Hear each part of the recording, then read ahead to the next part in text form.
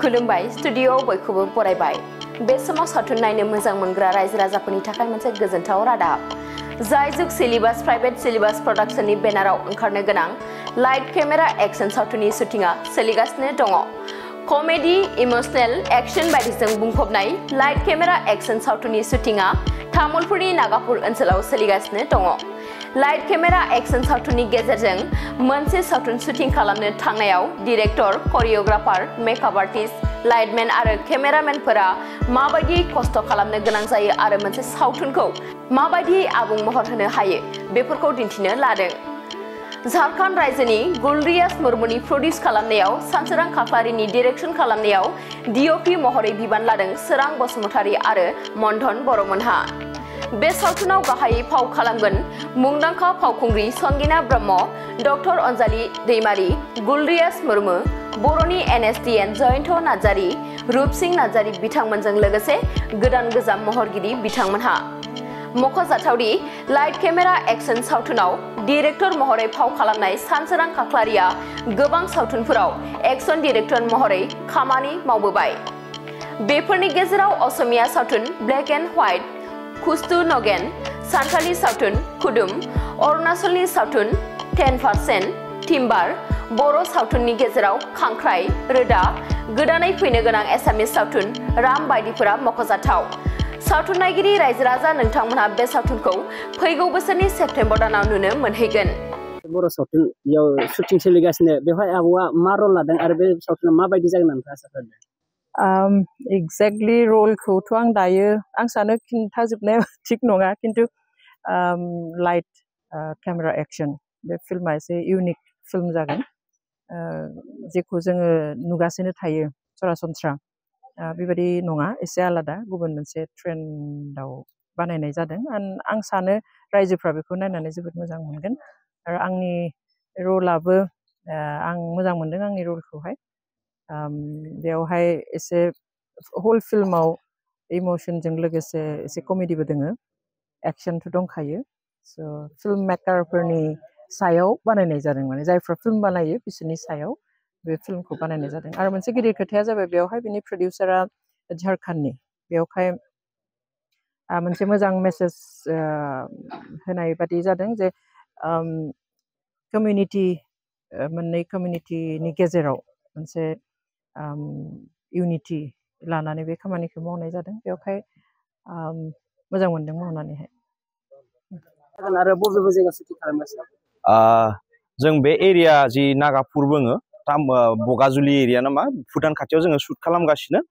आरो बे light camera एक्शना actually totally about emotional comedy action भरपुर गासैबो फ्लेभार बेयाव आलादा फ्लेभार मोनगोन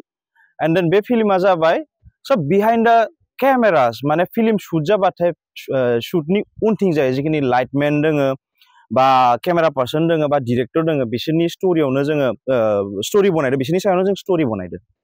माबायदि खस्थ' जायो बेखौ फोरमायनो लादों नामा औ माने बेयाव एक्चुअलि जोंथ' आर्टिस्टफोरखौथ' सब स्क्रिनाव नुजोबो बाट स्क्रिननि उनाव जेसेबां दोङो बिसोरनि खस्थ'फोरखौ बेयाव फोरमायनो नाजादो आरो बबे प्रडाक्शननि बेनाराव बे प्रडाक्शननि नामा जाबाय जायजुग प्रडाक्शन जायजुग सिनेमास प्राइभेट लिमिटेड प्रडिउसारा जाबाय गुलरियास मुर्मु बिथाङा झारखंडनि डाइरेक्टर जाबाय आं सानसोरां खाख्लारि आरो बेयाव जिथु डिओपि जिथु डिरेक्टर अफ फट'ग्राफि सानै दोङो जोंहा सोरां बसुमतारी आरो मन्थन बर' मेन रलाव थागोन जोंहा गुलरियास मुर्मु हिमसेल्फ जिथु प्रडिउसार दोङो जयन्त नार्जारी एन्ड देन रूपसिं मुसाहारी आरो जोंहानि मेडाम अनजालि दैमारी आरो संगिना ब्रह्म बिथांमोनखौ लानानै मोनसे सावथुन जों बानायनो नाजादों बे बिफर दुर्गा फुजा जों डेटखौथ' दा लायाखै बाट आगस्ट या सेप्तेम्बराव जों रिलिज खालामनो होनना सानदों शुटखौ बेयावनो जे बे तामुलपुर एरियायावनो आरो गुवाहाटी अके दा प्रडाक्शनफ्रा एक्चुअलि जोंनि बे प्रडाक्शना दा बे जाय जोंनि लाइट केमेरा एक्शन बेयो रिलिज जानो थांदो जायजुग सिनेमास प्राइभेट लिमिटेड होननाय प्रडाक्शननि आन्दाराव बे प्रडाक्शना दा थारैनो बियो दा 2025नि जोंनि जे सिनेमा टाइम जायखौ जों बुङो बिदि मथामति आगष्ट सेप्तेम्बर बिदि रिलिज जागोन जों दा प्रडाक्सन हिसाबै बुंनो थाङोबा जोंहा प्रडाक्सना दा थिगैनो दोङो प्रडाक्सननिफ्राय जों एज ए प्रडाक्सन मेनेजार आं जों प्रडिउसनिफ्राय मोननो गोनां जिबायदि सुबिदा बेखौ जों मोनदो जायनि थाखाय आं दा टीमखौ मोजाङैनो सामलायलांगासिनो दं प्रडिउसनिफ्राय दा बेबायदि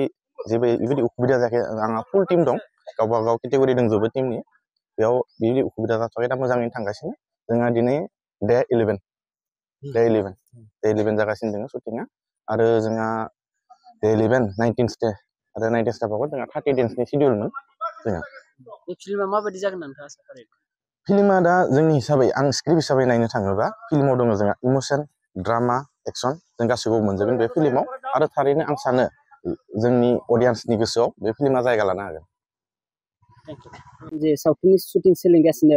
नोंथाङा बेवहाय बाहागो लानानै माबायदि मोनदों आरो बे फिल्मखौ माबायदि जागोन आसा खालामदों फिल्माथ' जोबोद मोजां जागोन बेनिफ्राय आं बेयाव बाहागो लानो मोननानै आं गावखौनो जोबोद गोजोननाय मोन्दों मानो होनब्ला सानसोरां खाख्लारिनि फिल्माव आगोलावबो आं दंमोन खांख्राय होननाय जाय मुभिया जाय नायदों बिथांमोना मोनथिगोन आरो बहुतानो गोजोननाय मोन्दों आरो लोगोसे जोंनि बिसानि जिथुनाखि एवार्ड फांसन जालांबाय बेयावहाय बेस्ट जुरि एवार्ड बिथाङा सानसोरां खाख्लारिया माने आजावनो हादों जोबोद मोजां माने गथ'आ उन्दै जानो हागौ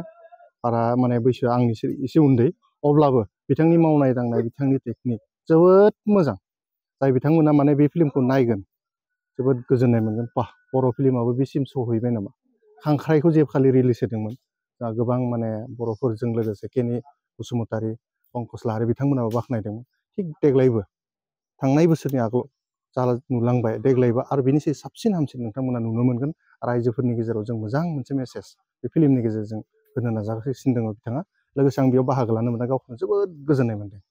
बेवहाय नोंथांनि रला माबायदि रलाथ' जोबोद मोजाङानो गोग्गोम माने बुंनो थाङोब्ला नायबा मोनथिसिगोन फैबाय थानाय बिटिसि इलेक्सन 2025 जागोन ना हयथ' बे फिल्मखौ मानसिफ्रा नायखांनायनि उनाव आंबो खनसे ट्राय नायहैगोन नामा मिनिना होदो आरो बेखौ लाबाय थाथ'